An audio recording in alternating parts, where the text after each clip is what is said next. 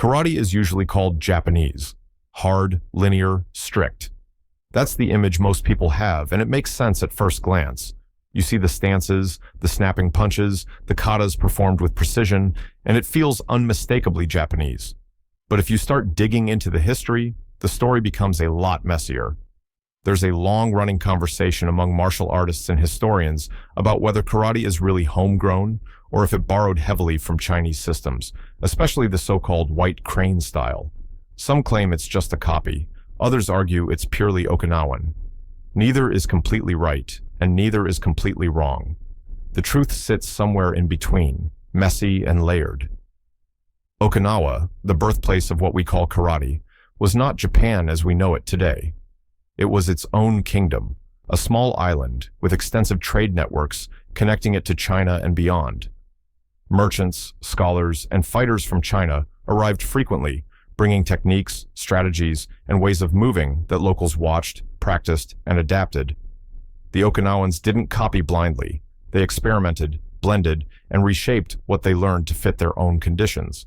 That's why the earliest forms of karate feel different from anything purely Japanese or Chinese. It was born in a place of constant mixing. Over time, as karate traveled to mainland Japan, much of the Chinese influence was downplayed or removed entirely. Political factors, national pride, and the desire to create a standardized, teachable system led to a simpler version, one that looked more linear, more disciplined, and distinctly Japanese. But underneath the surface, the movements, the timing, the body mechanics, those subtle details, still reflect that original blending. The so-called white crane similarities?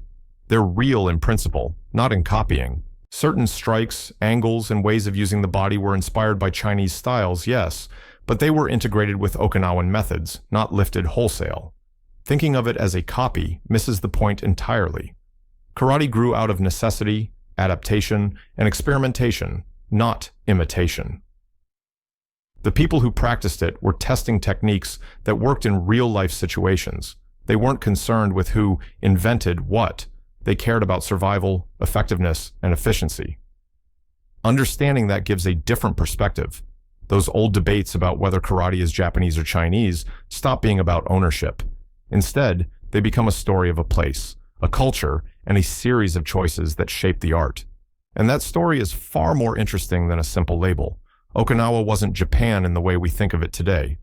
Back then, it was a small kingdom in the East China Sea, independent, but constantly connected to the wider region through trade and diplomacy. Chinese merchants, scholars, and martial artists visited regularly, bringing techniques, ideas, and new ways of moving that the locals could watch, try, and adapt. The people living there weren't passive. They experimented with what they saw, blending it with their own hand-to-hand methods, often called TE. These were practical techniques, not flashy performances or sport moves. They were meant to work in real confrontations. Over time, a system began to emerge that combined Okinawan experience with lessons absorbed from Chinese visitors. Movements were refined, strikes were tightened, the body was used in ways that maximized power and speed. The thing is, none of this happened in a vacuum. Every choice reflected the island's environment and culture. When Japan started to bring Okinawa into its sphere and standardized karate, many of the Chinese elements were downplayed or removed. Some methods were simplified, others dropped entirely. Politics, cultural pride, and the desire for a teachable, unified art shaped how karate would look for the wider public. Yet, even after these changes, the techniques retained a lot of the original thinking. How the body is twisted before a strike, how power is stored and released, the short snapping motions of the hands. Those all carry traces of what came before. And it's not just white crane or any single Chinese style. Multiple influences merged into a system that worked for Okinawan fighters in their context. Understanding that makes the later debates about copying or stealing less dramatic. Karate evolved as a living system, constantly tested and refined. It adapted to the people, the environment, and the circumstances it faced. That's why even today, when you see an old-school kata or technique, it can feel familiar to practitioners of some Chinese styles, even though it's not the same. The island's history, the trade networks, the constant experimentation, all of that created an art that wasn't purely Okinawan or purely Chinese, but a product of a specific place, time, and need. And that's a key point to keep in mind, because it shows that karate's origins were practical, messy, and human, not the result of copying or nationalism, but of people figuring out what worked. By the time karate began to take a recognizable form, it wasn't being developed for trophies or demonstrations. The people training it were focused on what worked. Students would practice in small spaces, sometimes just yards or rooftops, repeating movements over and over until they felt instinctively right. The founder figures we remember, the names you might have heard, weren't inventing karate from scratch either. They were compiling, testing, refining what generations before them had been experimenting with. Okinawan masters combined their own local methods with techniques they had seen brought by Chinese visitors. The emphasis was always on efficiency, how to strike hard without telegraphing it, how to use the whole body in a single motion, how to deliver maximum effect without overcommitting. Training wasn't gentle. Beginners often felt bruises before they learned the subtleties. Sparring was rough, but controlled, and Kata served as both a memory bank and a tool for refining timing and distance. Over time, the art became recognizable to outsiders, but even then, it remained rooted in those practical principles. Work from the center of the body, relax until the moment of impact, and snap the strike with precision rather than brute force.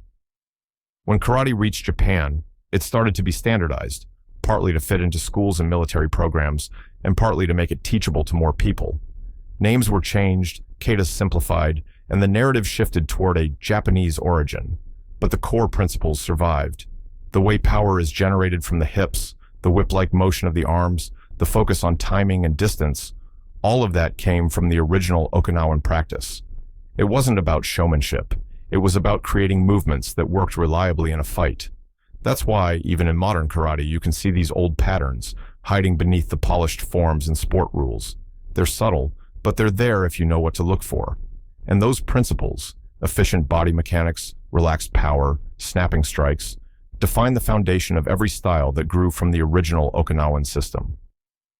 Without understanding how the early masters combined local methods with Chinese influences, it's easy to misread what you see today as either rigidly Japanese or borrowed wholesale from China. In reality, it's a mix shaped by necessity, environment, and countless hours of trial and error. That's what makes the history of karate so fascinating. It didn't emerge perfectly formed. It was tested, it was adapted, it was lived. And the movements we see now are the result of that constant refinement, not the work of a single genius, not a copy of a single style, but a system that grew where it needed to grow. One of the names that always comes up when people talk about karate's Chinese connections is White Crane. It's become almost a shorthand for this is the Chinese influence, but the reality is more complicated than that. White Crane was one of many styles that Okinawan practitioners were exposed to, and it contributed certain principles, the way the body shifts, the whipping motions of the arms, timing, and the use of relaxed power. People notice similarities and assume karate is just a copy of White Crane, but that's misleading. The Okinawans didn't take a style and transplant it wholesale. They took pieces that worked, adapted them, discarded what didn't, and blended everything with their own methods. Karate ended up being more like a carefully assembled system than a simple borrowed style, and White Crane was just one element of that mix. There were other Southern Chinese systems, each with their own approach to striking, distance, and body mechanics. Some emphasized short, close-range attacks, others worked on angles and traps, and all of these ideas filtered through Okinawan experience. The masters didn't copy formulas. They tested what worked in real situations and shaped it into a coherent method. That's why even though modern karate shares principles with White Crane or other Chinese styles, it's not the same art. It's a unique product of adaptation and selection. The term White Crane connection oversimplifies the story, but it sticks because it's easy to latch onto a recognizable name. In reality, karate's early developers were experimenting constantly, combining local hand techniques with various influences from travelers and merchants. They were selective, taking only what made sense for their context. Movements were adjusted, angles refined, and unnecessary flourishes removed. That process created a system that was highly effective, but also uniquely Okinawan. When the art later moved to Japan, the narrative was simplified even further, highlighting the linear, disciplined, and Japanese aspects while background influences faded into footnotes. Yet the structure of the art, still carries traces of all these inputs. How power is generated from the hips, the timing of strikes, the way the body stores and releases energy, and even the subtle details of stance and movement. Recognizing that helps to understand why people keep noticing those similarities with Chinese styles. They aren't accidents, and they aren't signs of copying. They are the natural result of a long process of adaptation, trial, and careful selection, where masters built a system that worked for their environment and their students. Karate was being assembled like a machine, every part chosen for purpose, every motion refined, nothing wasted. And White Crane, along with the other styles, was a key source of ideas that survived that selection. Karate wasn't built from one style alone. Calling it just White Crane with a new name misses the bigger picture. Okinawan masters were constantly experimenting, picking what worked from a variety of Southern Chinese systems and blending it with their own techniques. Some strikes came from one style, the way the body moves from another, footwork from yet another, all adjusted to fit local conditions. The key was practicality.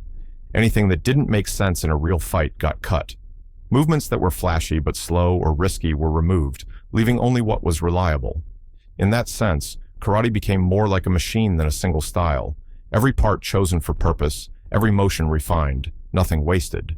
Over time, this process produced a system that was consistent enough to be taught to others, but still flexible enough to adapt to different fighters and situations. That's why you'll see variations in katas, stances, and techniques, even within the same school.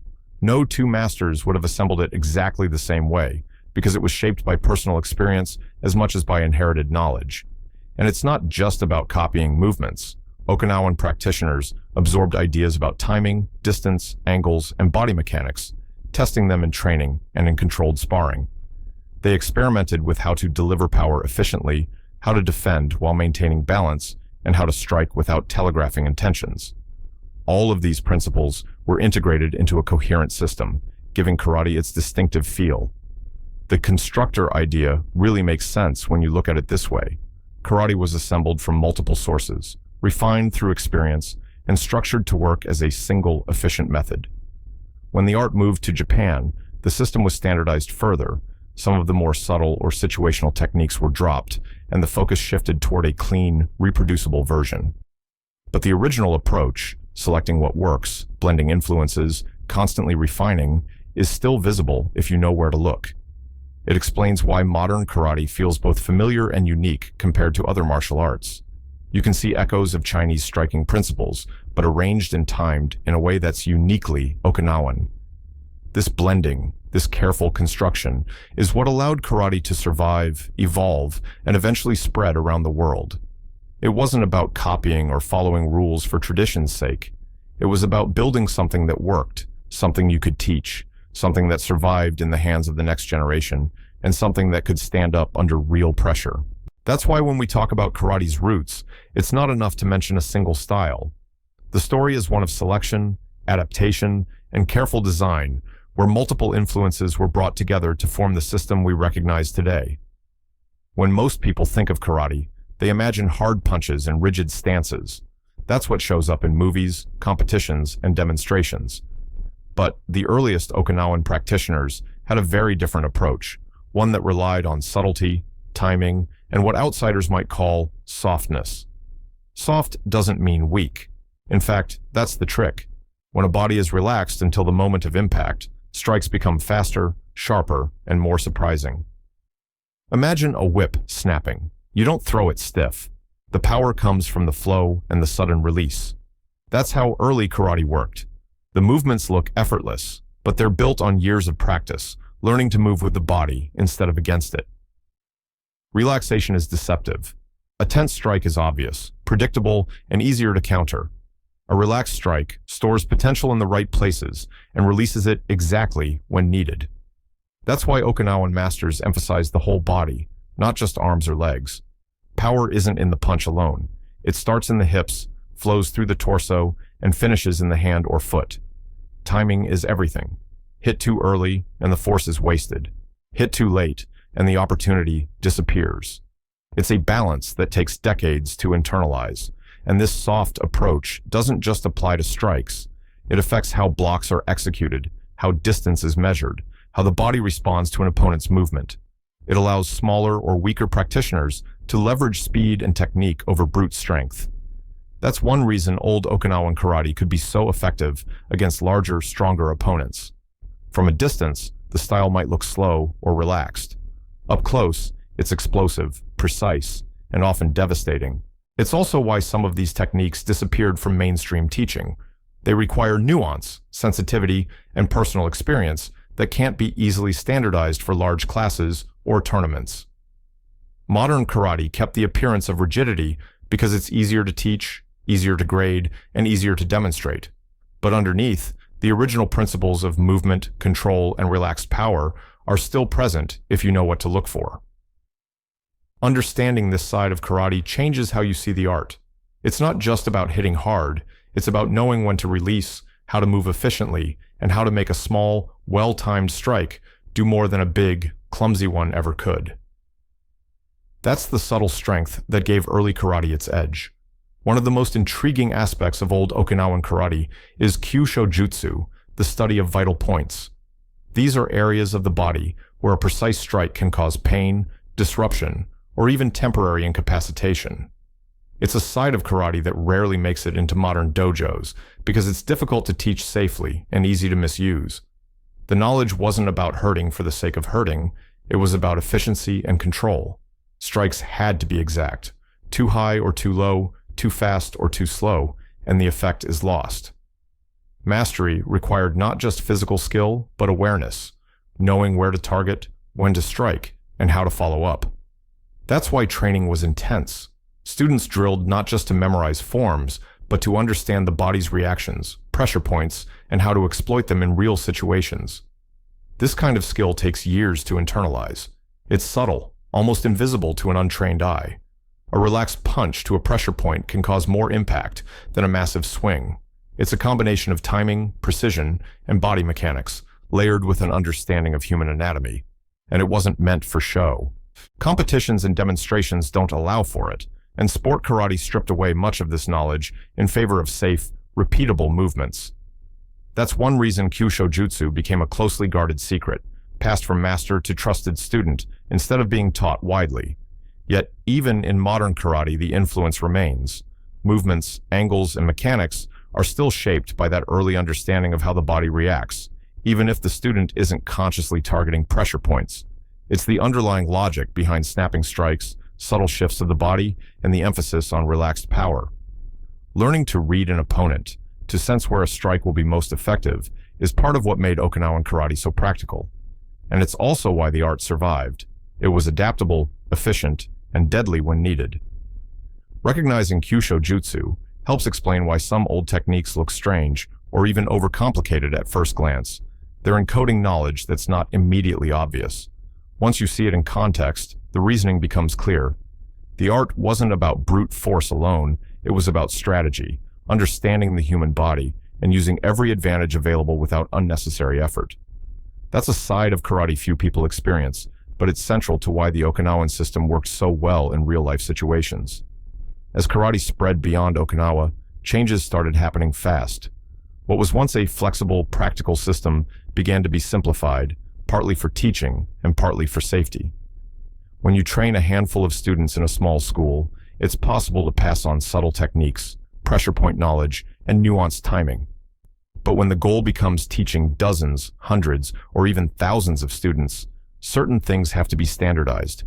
Dangerous strikes were removed, complex movements simplified, and the focus shifted toward consistency and ease of learning. Schools, military programs, and later tournaments demanded a version of karate that could be reliably reproduced. This isn't about dumbing down the art, it's about making it accessible and safe for large groups.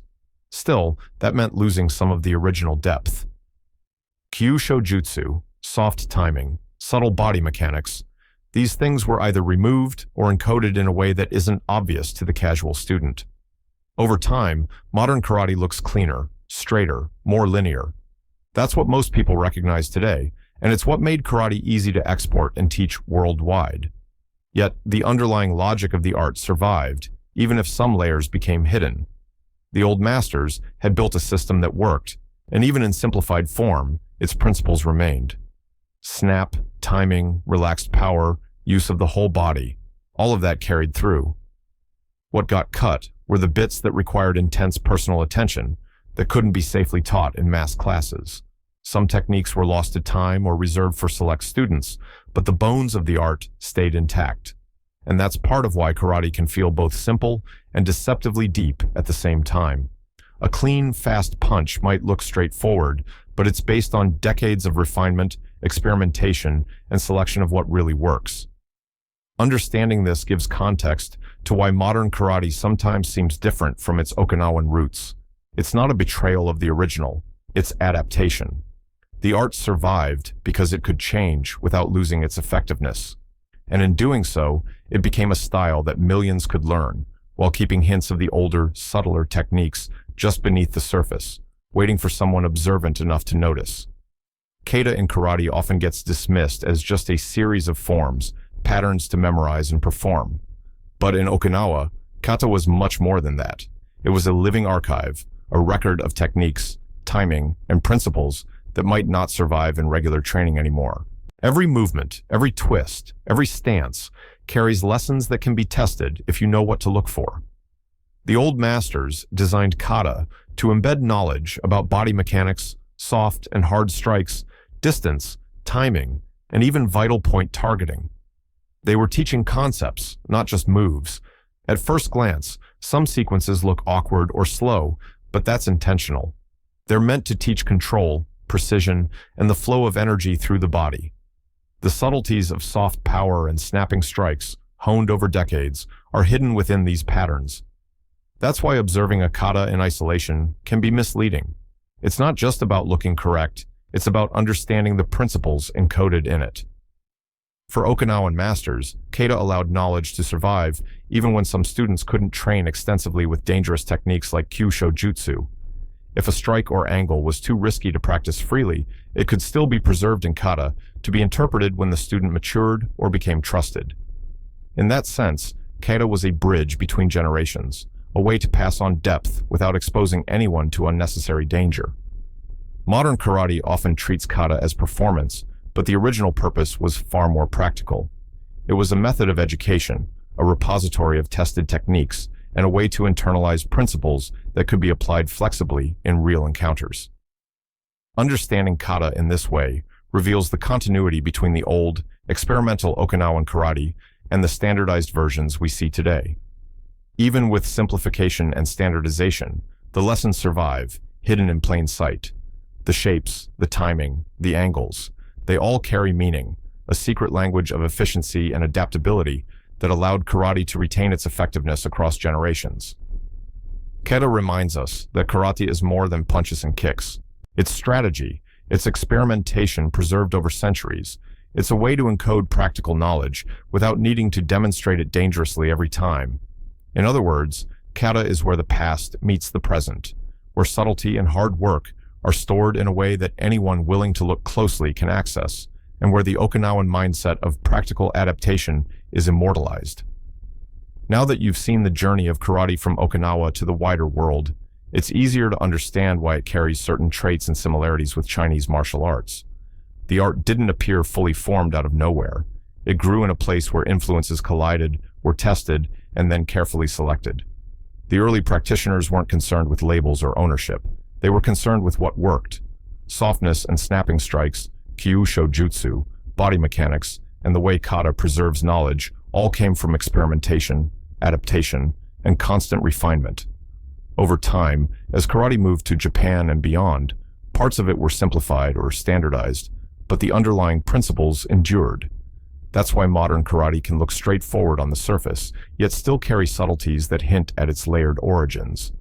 Understanding this history explains the connections people notice between karate and Chinese styles, and it shows why calling it either purely Japanese or purely Chinese misses the point. Karate is a product of a specific environment, a culture of testing and adapting, and the hands-on work of countless Okinawan masters. Every strike, stance, and kata sequence is a reflection of that journey. Recognizing this gives a clearer perspective on the art as it exists today. Practical, efficient, and refined, built over centuries of observation, trial, and careful selection. The similarities with other martial arts aren't accidents. They're the natural outcome of how karate was formed.